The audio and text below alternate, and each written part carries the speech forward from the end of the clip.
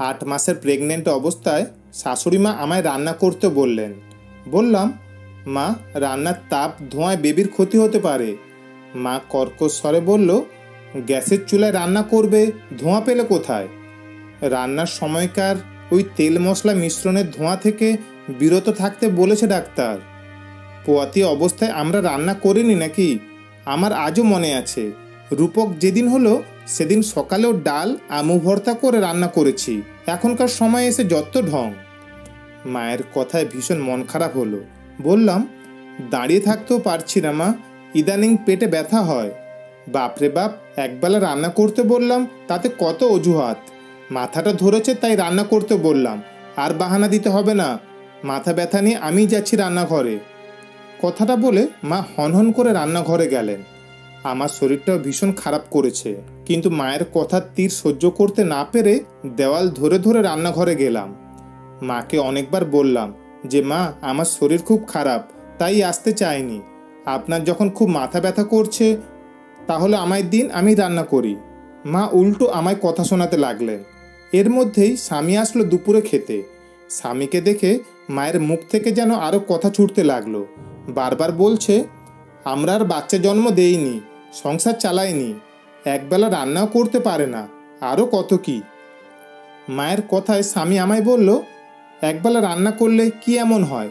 এত ঠুসঠুসে হয়ে থাকলে চলবে? স্বামীর কথায় আমার কান্না পেয়ে গেল। উনিও আমায় বুঝলেন না, উল্টো কথা শোনাচ্ছেন। প্রেগনেন্সির সময়টা আমার এভাবেই কেটেছে। এরপর দিন যেতে লাগলো। ছোট ননদ যখন 3 মাসের প্রেগনেন্ট, তখনই তাকে শ্বশুরবাড়ি থেকে এনে মা নিজের কাছে রাখলেন।